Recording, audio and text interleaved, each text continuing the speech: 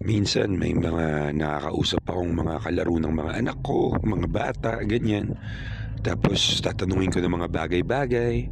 Tapos ang sagot sa akin, opo, hindi po, yes, no, no thank you. Parang mga one-liner lang magsagot. Or minsan naman, pag magtatanong ako ng mga open-ended questions, hindi nila alam kung ano yung sasagot, nakatulala lang sa akin, hindi po, or whatever, anong gusto mong ano, bakit paborito mo, ganyan. Puro one-liner ang sagot. Ang na-realize ko, kaya pag ganun yung bata, ibig sabihin, hindi sila nakakakuha ng enough conversation sa bahay. Hindi sila praktisado. Hindi sila kinakausap ng mga magulang nila that way. Siguro, pag tinanong sila, oh, kamusta school? Okay, dad. Okay.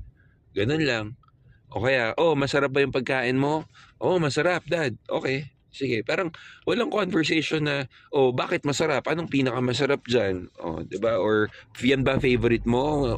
Anong mas masarap? Yan kinain mo. Bakit yan ang masarap? Bakit masarap? 'Di ba? Or oh, anong natutunan mo sa school? Anong chismis sa school?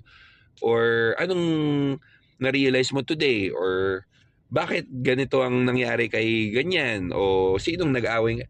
Let them tell stories, 'di ba? Parang yun yung pinaka magandang practice for kids to practice their vocabulary and para matuto talaga mag-express ng thoughts nila and feelings nila.